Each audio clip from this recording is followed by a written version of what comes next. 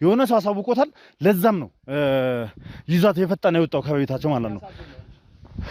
የሚታይ ነገር የለም። ና የቱ ጋር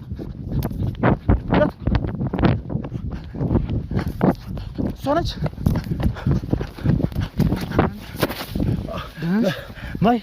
ማለት አዎ ራሷ ነች ማለት ነች። አዎ ያዛት ሰውዬው ቀስ ሰውዬውን ፈልግ። እናንተ ያዛት ሰውዬውን እስኪ ፈልግ ማለት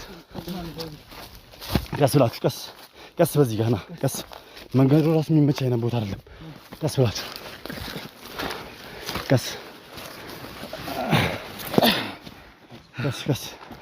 ብላችሁ ያዛት ና በደንብ ያዛት